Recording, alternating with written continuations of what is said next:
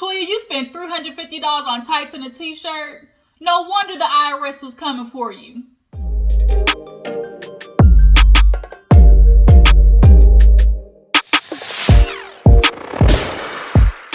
Y'all, what's up? Welcome back to my channel. We are knocking out these reviews today, okay? I did Love and Marriage Huntsville, Real Housewives of Atlanta, so definitely go check those out. Show those some love and support. But now we got to talk about Married to Medicine. I took me a nap, woke up, got me something to eat and drink, so I'm well fed and nourished and hydrated. Enough energy to talk about these hoes on Married to Medicine, y'all. I tell you, if there's anything Heavenly can do, it's get the damn thing started. Like, if there's Heavenly, like, that's just gonna be her job this season. That and get into it with Toya, because it's very obvious the fact that Heavenly is a working woman and mom, and Toya is the stay-at-home, mom that don't really do nothing. Like, those two in the same environment are always just gonna end up in a burst of flames, chaos, and confusion. So, of course, as viewers, we're gonna be here for every minute of it, and of course, I'm gonna come to you guys and talk about it. So let's go ahead and get into it. If you're new to my channel, hit that subscribe button, okay? And everybody else, y'all know what y'all got to do. Go ahead and hit that like button, okay? So we open up this episode with Simone taking Michael to go, do his dorm room shopping. She's, it's a typical mother stuff. It's like you're happy for your child to be graduating, but also sad at the same time. And they going through looking for comforters and all type of shit that he really don't need, but need at the same time. They ended up getting him a nice little comforter set and pillows, and talking about a basketball game, which is a rematch of the one that they did when Michael was a kid, right? And she like, you're not gonna cry this time because he was hot last time that they lost. So it got time to talk about inviting Jackie, because Heavenly and Simone are good. They're actually holding it at Heavenly's house.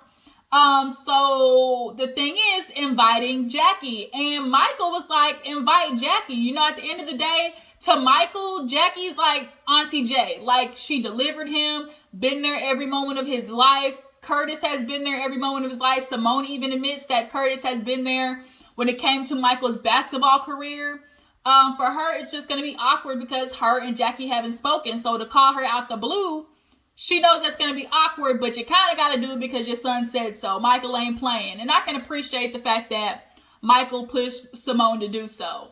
So, I just love her and Michael's relationship. The way they laugh, the way they joke with each other. Like, it's just definitely like the type of relationship that is a good balance between parent and friendly with your child.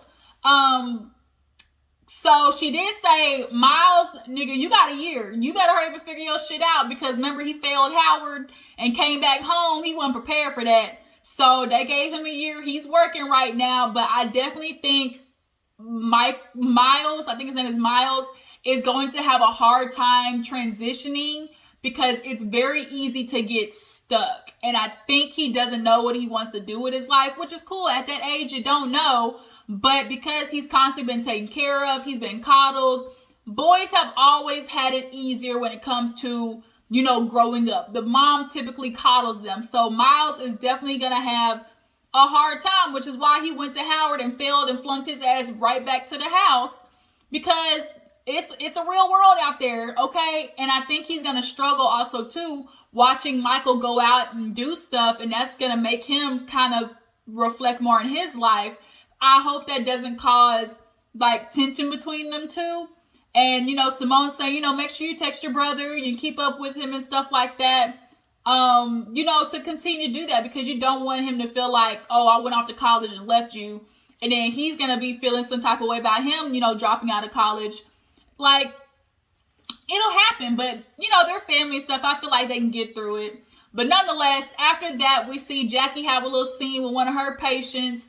She induced her labor basically by masturbating, which is not unfamiliar to me. I've heard of that before. Like, an orgasm can actually induce yourself because it causes the normal contraction of the vaginal walls and stuff like that. I watched it on an episode of Grey's Anatomy. I saw it on something else. I'm a big Discovery Channel, Science Channel buff. So I'm very familiar with the fact that, girl, if you get a good climax in, your baby gonna pop that head out of that vagine. And that's what happened to that lady, right? So After that, we see Heavenly talk to her son. He's 19 years old, and boy, does he look like Damon to me. Yeah, he looked like Damon to me for sure. So he comes in, and they end up talking about him, you know, like going to college, and he has his real estate license at 19, which is super early and super like really good. He's getting into flipping houses with Heavenly, and she gave him the goal of finding a house, you know, within $150,000. This fool gonna come back to my, oh, I found one for $430. No, sir. We can't jump from $150 to $400,000. Maybe, just maybe, you could have said like $215, $230 at the most. But she trying to tell him that's not how it work, boo. That's not how flipping houses work. So they go from that to her just kind of talking to him about his shirt because he had a Black Lives Matter shirt on. And she's like, I kind of need help talking to my friend Anila because, you know, we ended up having a discussion about how she feels, you know, she's going through the same thing Black people go through. And I'm trying to tell her, you know, no, it's not the same. And Anila, yes, for people who are, you know, the Black and brown, we like to say community, the obviously, regardless, minorities includes Black and brown people, but the brown, aka, you know, Latins, Puerto Ricans, Mexicans, Indians, Asians, like, you guys are always going to go through prejudice and racism, but it's never ever going to be the same because there's no system built behind keeping that prejudice and racism, right?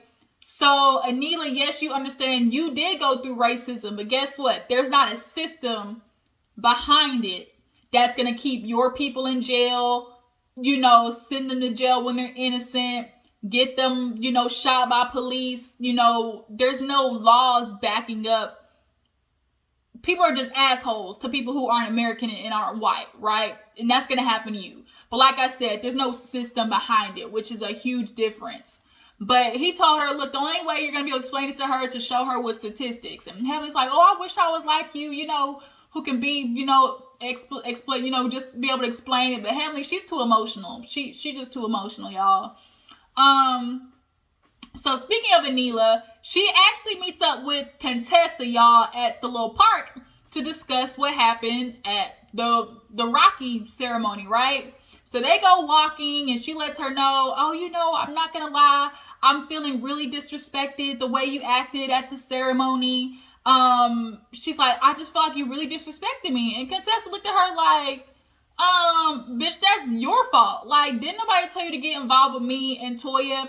She's like, I thought I was doing my part by trying to get you guys together. I know, I just really thought I'd be able to fix it for you guys. And Contessa's like, no, like, what's going on between me and Toya is me and Toya. And you can't try to come and fix things between us when you're only trying to fix it from Toya's perspective, right? She's friends with Toya and only had her side. So you can't sit there and try to come to Contessa and be like, she's such a nice girl. Like, Toya honestly is a nice girl, when Toya has been definitely coming for Contessa's neck. Like, she said some slick shit. She's definitely hella rude to her. Passive aggressive. Like, Toya in general, like, y'all, I'm telling y'all, I do not fuck with Toya at all. She just gets under my skin. She just pokes that one nerve in my side. I don't know how to explain it, but it's something I don't know how to, I don't know how to explain it, but I just could not be friends with a bitch like Toya. But Contessa told her, look, you make sure you stay out of it because at the end of the day, like, that's me and her. So she's like, yeah, that's cool, but I'm still like, you know, I still have one other thing on my mind. Like, I really feel like you disrespected my mother. Like, you threatened her. And the minute she said that, she sounded real white woman based, real I feel threatened type shit. And I'm like, Anila. You don't want to start your season off like this. You really don't. And Contessa had to tell her, bitch, that is a leap. Like, the fact that I came after your mother and threatened her, ma'am, she came and grabbed my arm. I was leaving, and here she is, got my arm like this, talking about, no, don't go. You need to sit down, like, don't leave. And Contessa told her very nicely and politely, if I might add, ma'am, I'm very strong. If I snatch away from you, I'ma hurt you. So please let go of my motherfucking arm. Like, let go. And she didn't want to do that. Your mom once again, like you, I guess we see where you got it from, inserted herself in a situation that had nothing to do with her, and it almost got her ass snatched up on national TV. But Anila and Contessa, kumbaya, kudos, Hakuna Matata, they apologized and allowed bygones to be bygones, right? So speaking of Anila's mama, actually, y'all, Anila's mama, she got some nerve. Like, I get why Anila's husband can't stand her. So they take Anila's parents to this, dream house that they're building. She's thinking she's going to show her mom something magical and, oh my God, this is what we're working on, Mom. And it was the complete opposite. Her mama came in there and ran down on everything. And it's like, I think parents or like people in general, if somebody's coming to you passionate about something or happy about something, like, hold your tongue, hold your opinion until maybe a later time, or just right in that moment. Don't be an asshole. And she's explaining, okay, this is the kitchen and here's the fireplace. And I laughed because the husband was explaining the fireplace. He's like, yeah, we might put some type of marble. And the mom was like, oh, no marble. And he said, no, it's going to be marble. And so then they go upstairs and they talking about the room. And she's like, ooh, this room is too small. Why would you put a window right there? And I'm like, ma'am, this is not your motherfucking house. Like, you got way too much opinion right now. I'm going to need you to zip it, okay? Zip it. So, they get back downstairs and she's explaining how there's going to be 2 islands and everything, and she's like, no, I don't like it. I don't like it looking like that. Like, what are you doing? Like, putting it like this? And finally, Anila had to be like, ma'am, I'm coming to you explaining something. I'm really happy about it. Like, can you just ease off? And then the husband finally had to be like, ma'am, it's our house. Like, I think the husband has been putting up with Anila's mama for some time now, and he about to combust. He clearly has been holding his tongue for a lot of situations.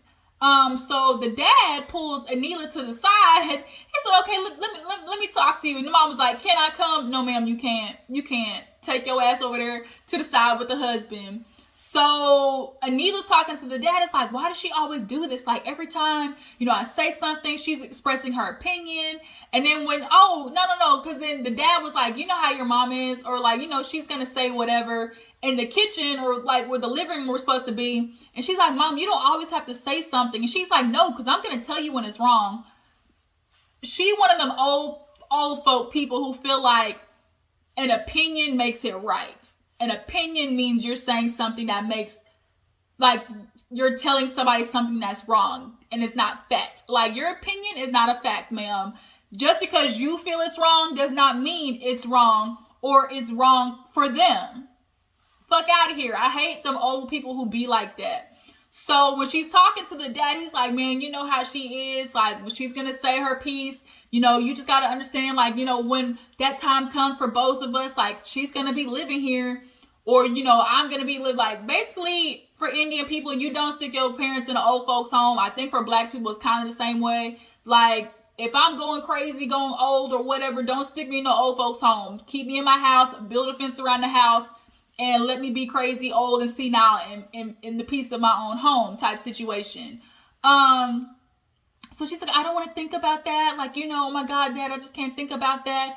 And then somewhere in there, she was like, well, if like my mom comes, like, I'm going to get a divorce. And it's like, well, bitch, you might, because your husband look like he about had it up to here. What your mama look like he been holding his tongue far too long. So you might want to check your mama if she come living with you, okay? Because your husband going to be at work a lot more than you think. So speaking of a husband at work, Toya wakes Eugene's ass up out of this nice hibernation that this mofo was in. Boy, when I tell you Eugene was knocked out, she come in there, wake up, Eugene. And he like, what? She's like, come take a bath with me. And I'm like, Toya, I get you wanted to have this moment with your husband, but he worked 20 hours a goddamn day. Let that nigga sleep. He's saving people's lives and shit. But you don't get that because, it's Toya's world and everybody else is just living in it. So they get this bath going, this bubble bath going. I'm glad they didn't show no breast, leg, wings, or thighs getting into that murky water. And so they just kind of get to talking, and Eugene finally had to look at Toya and be like, yeah, babe, you know, there's some things we need to discuss as far as how we are doing. He's like, by we, I mean you. You've been a little snappy lately. Like, typically, like, you are a very opinionated person, but it just kind of seems like you have just kind of been real temperamental. And they do the flashbacks, and those flashbacks just solidified even more reasons why I don't fuck with Toya. She's loud for no reason. She's ignorant for no reason, because that's who she is. And she puts it under the guise of, I'm just being real. And that shit is annoying. And for Eugene, he perfectly explained it. He's like, babe, I like the fact that, you know, you take no shit, you have your opinion. Because she's like, oh, I thought you said you wanted a woman with backbone. Please don't confuse a woman having a backbone with a woman being disrespectful. And that's where you have it mixed up, because you were very disrespectful to your husband. I would never forget that. You got mad at him and told him to shut up and put a biscuit in his mouth. No, ma'am. No, ma'am. And you don't get to sit there and try to hide the guise of, I get to say what I want because I don't, you know, I have a backbone, and you're disrespectful. And he's like, look, I want to, you know, I do want to hear what you're saying, but can you deliver it a little softer? Y'all situations, most of the time the situations will be able to be diffused with Toya, and she would never take it to the next level. But some people only know how to argue and take it to 10. Toya's one of those people, which is why like I said, I just could not fucks with her. But she agreed to have, you know, try and work on things for Eugene, because he does so much for her. And she's like, I just want my husband back. And it's like, I get it, Toya, but god dang, like, it's COVID. It is COVID, and you have a husband who can save people's lives. Like, you knew what you were getting to when you married an ER doctor. Like, get you a goddamn hobby. Figure your shit out. Figure out something to do besides playing tennis. Something that can bring in some extra money so your husband can stop working. So it's time for, you know, the basketball court situation. Everybody's showing up, heavily looking at Simone like, bitch, why you show up in shorts? Michael shows up, and Alora comes down the stairs, and I think they just edited to make it look like Michael was looking over there at Alora, and she's like, don't you be looking at my daughter, because should I get enough of Simone? Ain't no way we just gonna be in-laws. Ma'am, Heavenly, you wish. It ain't happening. So everybody shows up. Anila shows up, and then Toya brings some friend, and she's like, oh, this is my friend, da-da-da-da, and she was kind of being filmed, but then after that disappeared. So I don't know if that was a moment that Toya was trying to bring her on. Like, y'all drop down in the comments to let me know, was maybe what she's supposed to get brought on, but you can't give her no time, because they ended up busting out in a fight, and that's definitely more important than some new bitch that we don't know. But Anila pulls Toya to the side, and first of all, Toya immediately starts throwing jabs. Oh, look at the boxes, and you want to bring food down here, and I don't see no forks. Maybe I guess Heavenly can't afford no forks. What we don't need to talk about is what people can't afford, Toya. Bitch, you just got out of the red with your taxes last season, so I'm gonna need you to let it go, boo-boo. Let it go. From the sounds of it on the words on the street, bitch, you about to be back in the IRS. So shut the fuck up, Toya, because that karma is for real, for real. So Anila tells Toya about how she, you know, met with Contessa, and, you know, discussed how she felt like she was disrespectful to her mom. And Contessa, Toya's like, I just don't understand Contessa. Like, she always want to have a problem. She's like, oh, let me guess, no, she's like, well, she apologized. She gave me a genuine apology. She's like, yeah, okay, well, I'm like, you really gonna believe that shit? Like, she's so fake, and she want to talk about she don't have a problem. Then why do you have a problem? And I'm like, honestly, if there's anybody who's dragging on the issue a lot further than what it has to be, is Toya. Like, Toya always exacerbates a situation. Contessa would let the shit ride, but you have a way in the tone that you speak to people that makes them want to go off. So everybody gets there. Contessa said Toya don't exist. She told Scott Toya does not exist. So they played a basketball game. The parents win by cheating because Heavenly goddamn changed the score. And after the game, everybody's leaving, and Anila tells her husband to take the kids. And Heavenly's like, what do you mean you have to tell your husband to take the kids? That's your job. He shouldn't be doing that. He shouldn't be working and take care of the kids. And Anila was like, if both parents work, it's 50-50. She's like, oh, I didn't know you work. She's like, I'm a blogger. Oh, blogging is a job? And Heavenly's one of the people who feels like if you're not clocking in or out, it's not a job, right? So the shadiest moment of the night, though, when she looked at Toya and said, well, Toya, why don't you blog? And Toya said, I don't need to blog. And I said, Toya, for one, never's going to blog because that bitch she just don't have the passion nor the... Toya just don't want to do nothing. Just don't. She just don't, y'all. She just don't want to do nothing. She want to sit there, spend money, and look good. That's what Toya's life is all about. Like, she has no passion for anything because she doesn't see it for herself. So now Toya and Heavenly are getting into it. Like, they are going back and forth about, I don't need to blog. And she was like, what you need to be worrying about? She's like, I don't need to blog. Like, you don't need to blog either with your three-story closet that you clearly copied off of me. Because she's like, what I need to do that for when people are already looking and want what I want. And Heavenly said, bitch, don't nobody want what you got. She's like, oh, for real. She's like, three-story closet, fireplace, and they do the side by side. Heavenly said, bitch, I've been in this house 20 years, longer than you. Like, I've been having this shit. Now, as far as closet goes, do I feel like Heavenly might have updated her closet because she saw everybody else updating their closet? Yes, I absolutely think so. But do I feel like she's stunting Toya? Ain't nobody stunting Toya because at the end of the day, yeah, bitch, you got all this fancy, schmancy stuff. Like Heavenly said, bitch, you broke. She said, we know how you got that house, all them loans and that mortgage and stuff like that. And she's like, what are you talking about? She said, girl, Quad, let me know the tea that's on the streets. And she's like, Quad? And she's like, what do you mean loan? Now, if you ask me, I think there might be a slight bit of truth to it. Toya just has this thing where it's like, if I can't do good to be in this circle, then I'm gonna look good. Like, you bitches, like, I'm gonna keep up with you. I'm gonna keep up with the Joneses.